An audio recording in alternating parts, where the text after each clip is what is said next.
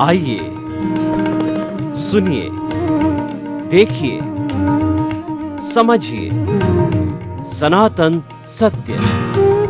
जैसी दृष्टि वैसी सृष्टि, दृष्टि विज्ञान। कुदरत, कुदरती रचना एवं कुदरत के कानून से शाश्वत सुख की प्राप्ति। जोधपुर के परम पूज्य महात्मा उपासक प्रोफेसर डॉक्टर सोहन राज तातेड़ के निर्देशन में सनातन सत्य।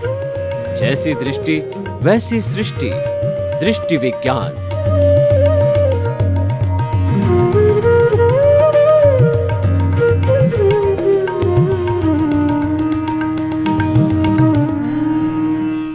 ओम ह्रीं नमो अरहन्ताणं।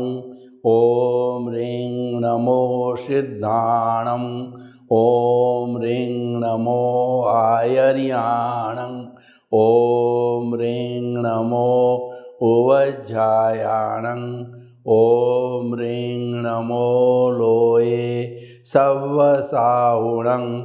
ऐसो पंच नमोकारो सर्वपावपणासनो मंगलाणं च सव्वेसिं पडमं हवै मंगलं। पडमं हवै मंगलं। ओम नमो भगवते वासुदेवाय। ओम नमः शिवाय। जय सच्चिदानंद। भाइयों और बहनों, मातृशक्ति को नमन। आज का हमारा बहुत सुंदर विषय चेतना के इर्द गिर्द। इर्द गिर्द का मतलब है कि उसके आसपास रहना, उसकी उपासना में रहना, उसको अपना सर्वस्व मानना, उसको समर्पित होना और उसको जीवन में कभी नहीं भूलना। क्यों नहीं भूलना? कि पूरे विश्व के अंदर चेतन तत्व एक ऐसा है जो कभी विनाश नहीं होता, कभी बनाया नहीं जाता। वो अजर होता है, अमर होता है, अविनाशी होता है। वो वर्ण गंध रस का नहीं होता है और न वो बनता है न बिगड़ता है।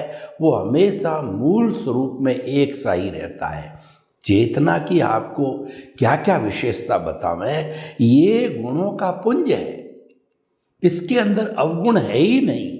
इसीलिए हम इसको ईश्वर कहते हैं, इसको परमात्मा कहते हैं, इसको भगवान कहते हैं।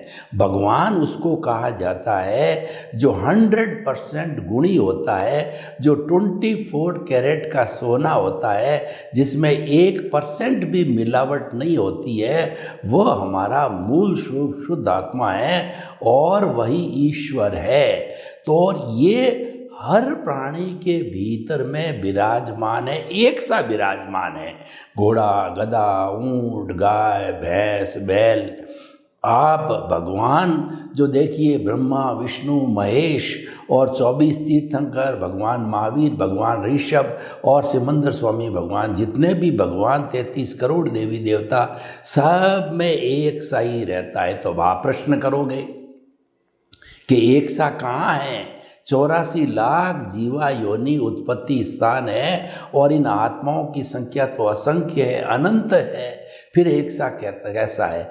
एक सा इसीलिए है कि भीतर तो ये एक सा है, लेकिन उसके साथ के अंदर अज्ञानता रूपी अशुद्धि जुड़ी हुई है। वो फेविकोल है, वो जुड़ा हुआ है। इस कारण से ये विविधता दिखाई देती है और हर एक जीवित प्राणी के कर्म अलग अलग होते हैं, क्योंकि वो जीवित प्राणी अलग अलग तरह के भाव करता है। जैसे जैसे भाव डालता है, अशुभ, शुभ और शुद्ध भाव, उसके अनुरूप जो है उसके वैसे वैसे कर्म बनते हैं। किसी भी एक से दूसरे प्राणी का एक समान कभी भी ओरा, आभा मंडल, विचार, भाव नहीं होते हैं। हर एक के अंतर आएगा। तभी किसी भी माँ के अगर मान लो जुड़वा बच्चे भी होते हैं तो दोनों एक समान नहीं होते हैं। जुड़वा बच्चे का मतलब 5 मिनट के अंतराल से कोई जन्मा है, एक साधु बन जाता है, एक डाकू बन जाता है, एक महापुरुष बन जाता है, एक कंगाल बन जाता है, एक राजा बन जाता है, रंक बन जाता है। क्यों बन जाता है? जबकि एक माँ ने ही जन्म दिया, एक समय ही जन्म दिया और एक ही वातावरण के अंदर जन्म दिया, एक ही तरह से पालन पोषण हुआ। ये फर्क क्यों है? क्योंकि इनके कर्मों का फर्क है। पिछले जन्म में जैसे जैसे भाव डाल करके, मन वचन काया की बैटरियां चार्ज करके, स्क्रिप्ट लिख करके और फिल्म बना करके जैसा आया है, इस जन्म के अंदर उसका डिस्चार्ज होता है, वो मात्र उसका भुगतान होता है। इसीलिए कहा गया है कि हर प्राणी को जो शरीर मिलता है सिर्फ उसका एक ही फंक्शन है और कोई फंक्शन नहीं है पिछले जन्म के कर्म के भुगतान के लिए।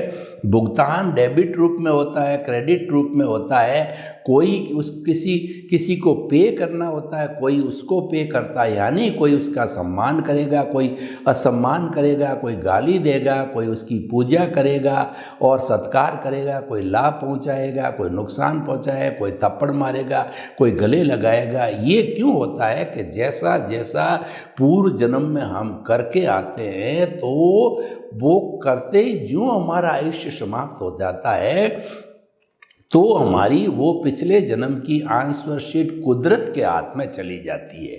कुदरत एक एग्जामिनर है। इसीलिए हम कहते हैं कि हमारा जो ये सनातन सत्य कार्यक्रम है, ये कुदरत, कुदरत की रचना और कुदरत के कानून पर आधारित हमारा बेस ये है, हमारे फंडामेंटल्स ये है, हमारे सिद्धांत ये है जो कि सनातन है। और हमारा उद्देश्य क्या है कि हर मनुष्य को हम जो है शाश्वत सुख की नींव लगा के देना चाहते हैं। वो नींव कब लगती है? उसको सम्यक दर्शन मिले, उसकी रॉन्ग बिलीफ समाप्त हो, वो राइट बिलीफ के अंदर आ जावे, उसकी अज्ञानता की जगह उसको ज्ञान रूपी दीपक मिल जावे और वह दीपक की प्राप्ति करके धीरे धीरे आगे रियल पुरुषार्थ करके वो मुक्ति को प्राप्त करे। पुरुषार्थ भी दो तरह के होते हैं। रिलेटिव पुरुषार्थ होता है, एक रियल पुरुषार्थ होता है। आत्मज्ञान ही सच्चा ज्ञान है, शेष सब अज्ञान है। जो ये अज्ञान की श्रेणी में डाला गया है वह रिलेटिव पुरुषार्थ है और आत्मज्ञान को रियल पुरुषार्थ के अंदर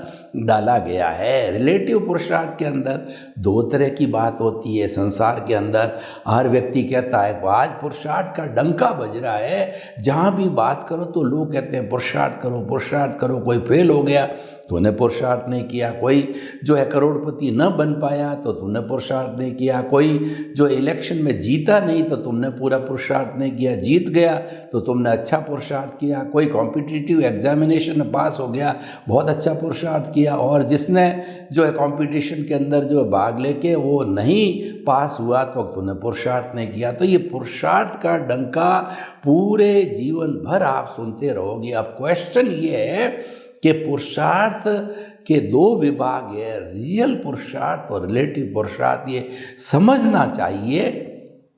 वो समझ क्या है कि देखिए पुरुषार्थ हर चीज़ में है।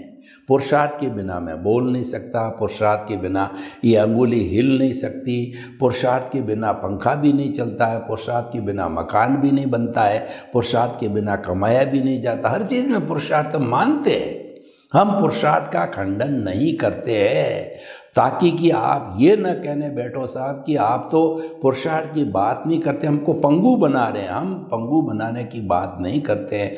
आपको जितना जन्म से मृत्यु तक पुरुषार्थ करना है आप फ्री हो, करो, कोई मनाही नहीं है। लेकिन पुरुषार्थ दो तरह का है। हम आपको ये बताना चाहते हैं कि जन्म से मृत्यु के बीच के अंदर जो आपकी स्क्रिप्ट खुल रही है, जो आपकी मन वचन काया की बैटरियाँ डिस्चार्ज हो रही है, जो चार्ज करके लेकर के आए, जो फिल्म है जो कि अभी दिखाई जा रही है, वह ऑटो मोड से चलती है।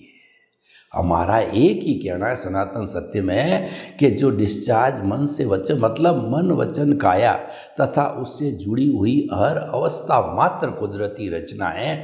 यानी आपने जब एग्ज़ाम दे दिया, जब आयुष्य समाप्त हो गया, आप कुदरत के अधीन आ गए। आप कुदरती जन्म देती है, कुदरती आपकी क्रिएटर है, कुदरती आपकी ऑपरेटर है और कुदरती आपकी डिस्ट्रॉयर है। वही सब कुछ करने, वही संजोग जुटाती है। संजोग जुटाने के लिए उनके पास में बहुत से साधन है, बहुत डिपार्टमेंट है, द्रव्य, क्षेत्र, काल, भाव और भव, और इधर पंच समवाय, दूसरा काल, स्वभाव, कर्म, पुरुषार्थ और नियति। यहाँ भी पुरुषार्थ की बात आई है तो वो सारा खुलता है। ऑटो मोड से चलता है, और आप कहते हो कि मैं पुरुषार्थ कर रहा हूँ। पुरुषार्थ तो आपका ऑटो मोड से हो रहा है, आप करो या न करो, लेकिन फिर भी हम आपको निराश नहीं करना चाहते हैं। आप पुरुषार्थ करिए, पुरुषार्थ हो रहा है, पुरुषार्थ होगा, पीछे से लेके आए हो, और इसके अतिरिक्त जो है कुछ भी नहीं होना, ये भी पता है आपको और हमारे को।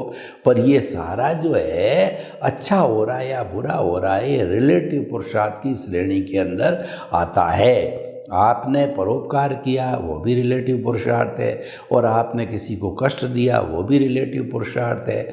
वो जो है, वो जो आपने कष्ट की दिया वो अशुभ भाव है, जिसके कारण आपका जो है वो पाप कर्म का बंधन होगा, और आपने परोपकार किया वो शुभ भाव है, शुभ भाव के अंदर पुण्य का बंध होगा।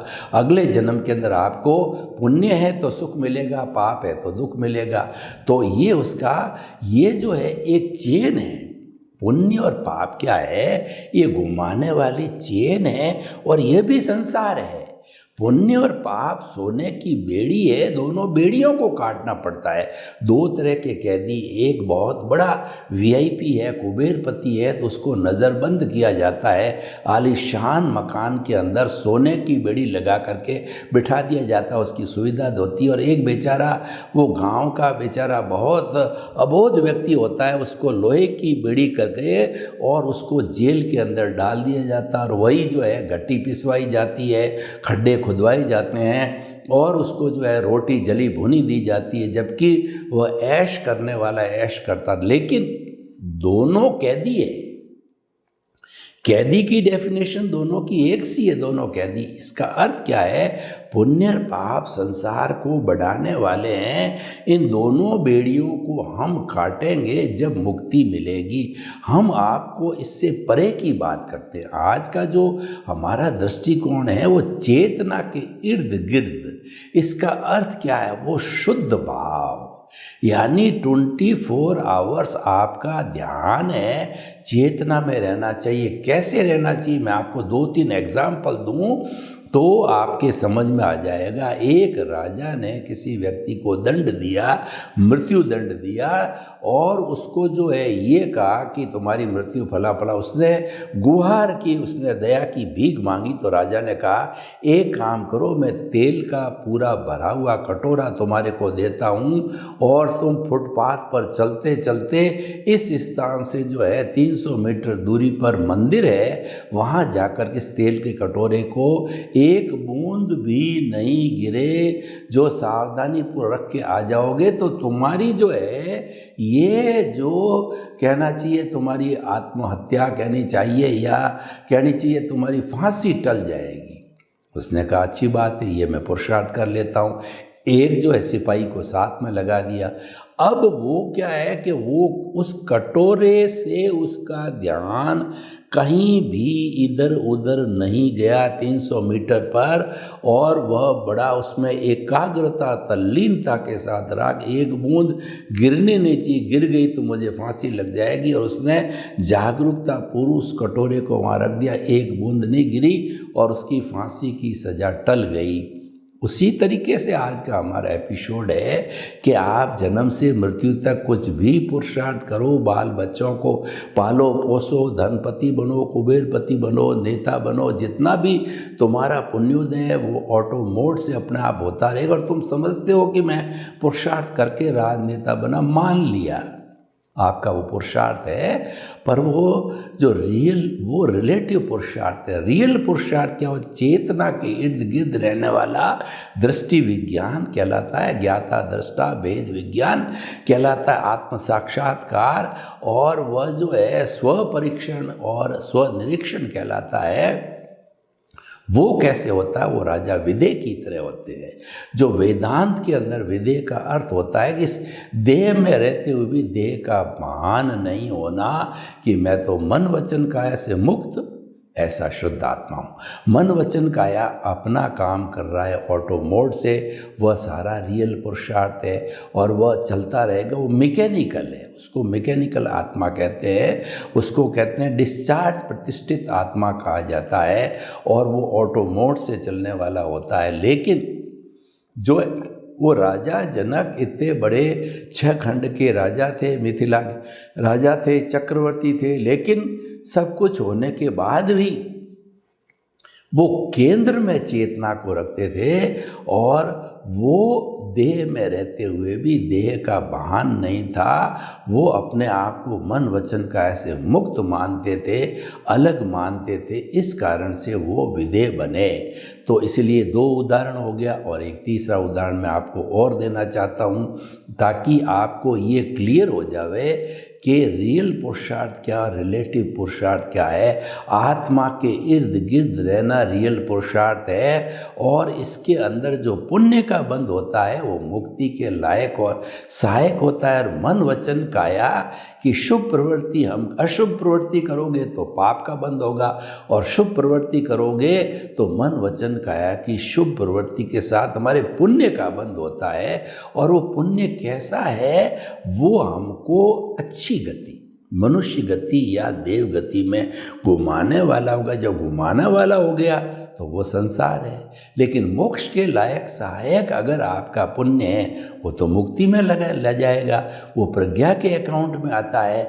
और ये जो पुण्य बंद होता है अज्ञा के अकाउंट में आता है। हमारे इस शरीर में 2 अकाउंट बने हुए हैं, ये प्रज्ञा का अकाउंट और अज्ञा का अकाउंट। अगर जो बहिर आत्मा होता है उसके एक ही अकाउंट होता है जो अज्ञा का अकाउंट होता है। Eat drink and B Mary, खाओ पियो मौज करो, मजा करो, मस्ती करो और 5 इंद्रियों से जो कुछ दिखाई देता है उस सुख को, उसके 23 विषय उनको प्राप्त करो और मौज मजा मस्ती करो। बहिर आत्मा मैंने पिया, मेरे पहल ने पिया, कुआ डहे तो डहे, ये स्वार्थ की चेतना होती है और ये बहिर आत्मा होती हैं। ये होता है सारा हमारा मन वचन काया से अटैचमेंट होता है। और ये जो है अच्छा बुरा होता है वो हमको मनुष्य गति या देव गति में घुमाने वाला। एक बार आपने बहुत पुण्य संचय किया जो कि मनुष्य जन्म के अंदर वो नहीं भोग सकते, देव गति में चले गए तो मिनिमम 10,000 की आपकी आयु, अधिकतम 33 सागरोपम, यानी कितनी बार जन्म हो जाते हैं हमको पता नहीं, कैलकुलेशन बहुत लंबी है। तो हम ये कहना चाहे क्या आप इतना वेट करोगे? आप असंख्य जन्म लेना चाहोगे या मुक्ति जाना चाहो? तो मुक्ति में जाना चाहते हो तो लक्ष्य बनाओ। वो लक्ष्य क्या है कि आत्मा के इर्द गिर्द रहो, अपना जो प्रभु भीतर है उससे सीधा संपर्क करो, उससे बात करो, उससे उसके साथ के अंदर आप जो है आशीर्वाद मांगो, उसके चरणों में जाओ, उसका चरण हर क्षण चरण स्पर्श करो। और ऐसी कोई गतिविधि, ऐसा कोई चिंतन नहीं हो जो कि आत्मा के अतिरिक्त हो, उसको जो है वो श्रे करते रहो, छोड़ते रहो। उसको कहते हैं अजपा जप। यानी आप मानसिक रूप से पहले अगर आप वाक से यानी बोल के करना चाहते हो तो बोलिए मन वचन का ऐसे मुक्त, ऐसा मैं शुद्ध आत्मा हूँ। सांस लिया आपने तो सांस के साथ में बोला, लेते समय पेट फूलना चाहिए और आपको बोलना चाहिए कि मन वचन का ऐसे मुक्त। और जब सांस निकले तो हमें बोलना चाहिए कि ऐसा मैं शुद्ध आत्मा हूँ। जब हम आत्मा के इर्द गिर्द रहते हैं, ये चिंतन करते हैं, ये रियल पुरुषार्थ है। और इसके अंदर जो पुण्य बनता है वो मोक्ष के लायक और सहायक होता है। तो ये चेतना पर जड़ के कानून लागू नहीं होते हैं। और जो हमारा मन वचन काया रूपी जो जड़ पदार्थ है, जो भुगतान चल रहा है, ये प्योरली कुदरत के अधीन है। और कुदरत जितना कुदरत का कानून इस पर लागू होता है और उसमें वो प्रतंत्र है, एक भी अतिरिक्त सांस लेने की स्वतंत्रता नहीं है। जबकि आप अगर आत्मा के इर्द गिर्द हो तो आप पर कोई जो है कुदरत का कानून लागू नहीं होता। आप अपनी मर्जी के मालिक हो, आप बादशाह हो, आप राजा हो। जैसा बीज डालोगे वैसा फल आपको मिलेगा। यानी बीज डालने में आप स्वतंत्र हो। जबकि जो है मन वचन काया रूपी भुगतान है, ये डिस्चार्ज है, ऑटो मोड है, तो इसके भुगतान में आप स्वतंत्र नहीं हो। ये बेसिक डिफरेंस है हमारा जो है व्यवहार जगत का और निश्चय जगत का, तो आपको ये बड़ा चिंतन पूर्वक सोचना चाहिए कि मैं बीज कैसा डालूं। मैं आपको उदाहरण देना चाहता हूँ। अच्छी बारिश हो चुकी है और एक किसान होशियार था, उसने बारिश के पहले पहले अपने सब जो है वो खेत को साफ किया, जिसको सूड़ बोलते हैं, मारवाड़ी भाषा में सूड़ किया, निदान किया, और उसके बाद उसको समतल किया। बारिश हुई तो बड़ा खुश हुआ कि अच्छी बारिश हुई है, अच्छी फसल होगी। तो राजस्थान के अंदर खरीफ की फसल होती है, तो खरीफ की फसल के अंदर जो है वो क्या क्या जो फूड ग्रेन्स पैदा होते हैं वो है बाजरा है, मूंग है, मोठ है, तिल है, ग्वार है और ककड़ी, मतीरा इत्यादि है, वो पैदा होते हैं। तो एक तो जो फूड ग्रेन मुख्य राजस्थान का है, खरीफ की फसल का है, जो केवल बारिश से होता है, वह बाजरा है। तो एक पोटली में बाजरा लिया, दूसरे में सारा मिक्सचर जो मैंने अभी बताया लिया है। तो वह चिंतन करता जाता है कि मैं क्या बाजरा बोऊं या मिक्सचर बोऊं। वो अंतिम समय तक जो है चिंतन नहीं कर पाता है। लास्ट के अंदर जो फनल होता है, उस फनल के अंदर उसने जो है वो बीज मिक्सचर के डाल दिए, बीज बो दिया, वो बीज नीचे आ गया, जमीन में चला गया। इसका मतलब आपने बीज डाल दिया। अब आपकी स्वतंत्रता समाप्त हो गई। उसके पहले आप स्वतंत्र थे, और बीज डालने के बाद में आप चिंतन करो कि अरे अगर मैं बाजरा बोता तो 12 महीने तक मैं इसको प्रिजर्व रखता, मीठी घर की देसी बाजरी, उसके सैकड़ों सैकड़ों जो प्रोडक्ट बनते हैं वो मैं खाता, मेरा परिवार खाता, तो कितना अच्छा रहता। पर अब क्या होता है, अब पछताए क्या होता है, जब चिड़िया चुग गई, खेत जो हो गया वो हो गया। अब जो है now you have enjoyed the seed, now you will have to face the consequences of this. As you will sow, so will you reap. जैसा बोओगे वैसा काटोगे, ये लॉ ऑफ द नेचर है। अब आपने बीज डाल दिया। अगर आपने जो है वह बीज अगर आम का डाला है तो 12 वर्ष के बाद में आपको आम मिलेंगे रसीले। और अकडोडिया होता है राजस्थान के अंदर, जो बीज एक जैसा होता है और वो उसकी शेप भी एक जैसी होती है। तो अकडोडिया जो बहुत खारा होता है वो आपको मिलेगा, उसके बीज खारे होते हैं वो आपको मिलेंगे। आजकल वो भी उपयोगी हो गया है, उसको जो मेडिसिन्स के अंदर एक्सपोर्ट किया जाता है, काम लिया जाता है। तो हम आपको ये बताना चाहते हैं कि आप बीज कैसा बोते हो, उसके अंदर आप स्वतंत्र हो। बोने के बाद के अंदर आप स्वतंत्र हो जाते हो, क्योंकि आपने कॉज डाल दिया। कॉज डालने के बाद के अंदर you will have to face the effect of that. Without the cause there is no effect at all. जो हमारी कुदरत का जो कानून है वो कॉज एंड इफ़ेक्ट पर चलता है, कि जैसा कॉज होगा वैसा इफ़ेक्ट होगा। तो उसके अनुरूप जो ये चेंज चलती रहती। तो भाई और बहनों, हम आपको आज के एपिसोड के बारे में बताना चाहते हैं कि चेतना के आत्मा के इर्द गिर्द रहो। बहुत अच्छा सूत्र है, और इस सूत्र का पालन करने पर आपको दूसरी कोई भी क्रिया कांड है करने की, उपासना की विधि है, मंदिर जाने की है, या कोई भी सैकड़ों सैकड़ों तरह के क्रिया कांड होते हैं, वो कोई करने की ज़रूरत नहीं है। क्योंकि अल्टीमेटली तो जो आपका भीतर आत्मा है वही शुद्ध रूप में ईश्वर है। जो आप बनना चाहते हैं, जो पाना चाहते हो, वो तो आपके भीतर है, कहीं बाहर है ही नहीं। हम उसको बाहर ढूंढ रहे हैं। ये हमारी जो है कहना चाहिए एक हमारा अज्ञान है, जिसको हम बाहर ढूंढ रहे हैं। और देखिए कि जो आत्मा सुख का सागर है, लेकिन हमारी कितनी बड़ी अज्ञानता है कि उसको हम बाहर ढूंढते हैं। पैसे के अंदर सुख है, संपत्ति में सुख है, स्त्री में सुख है, घर में सुख है, धन में सुख है, रोटी में सुख है, और सोने में सुख है, उसमें ढूंढते थे। वो क्षणिक सुख है, वो मिथ्या ज्ञान है। वो तो कस्तूरी के मृग जो हैं, कि जो कस्तूरी होती है, तो जो कस्तूरी उसकी नाभि में होती है, लेकिन उसकी सुगंध इतनी ज़बरदस्त फैलती है कि वो इधर भागती है, वो हिरण इधर भागता है, उधर भागता है।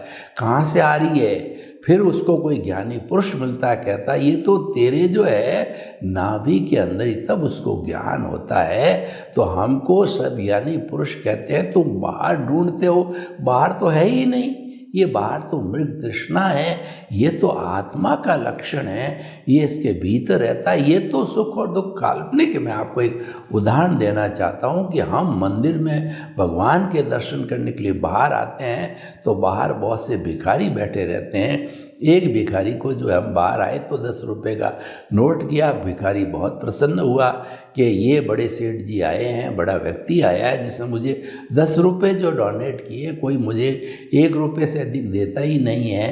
तो बड़ी प्रसन्नता होती है, उसको सुख की अनुभूति होती है। अब ये काल्पनिक कैसे मैं बताता हूँ। वही 10 रुपये का नोट तो थोड़े सेकंड के बाद में एक वेल अप टू डेट व्यक्ति पास से गुजरता है और उसको 10 रुपये का वो नोट ऑफर करोगे तो वह बड़ा इल फील करेगा कि मेरे को 10 रुपये की भीख दे रहा है, उसके लिए दुख का कारण बन जाएगा। एक के लिए सुख का कारण था, दूसरे के लिए दुख का कारण बन गया।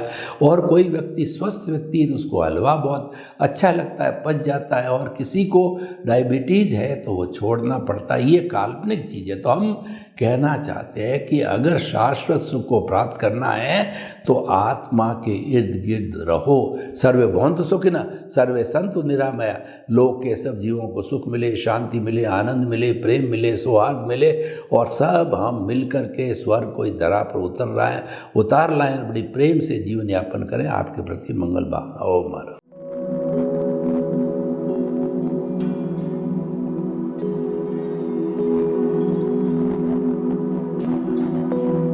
एक ऐसा अंतर्राष्ट्रीय ख्याति प्राप्त मानव जो गुरु प्रेरणा से पिछले 20 वर्षों से वानप्रस्थ जीवन जीते हुए 24 घंटे मानवता की सेवा में संलग्न है।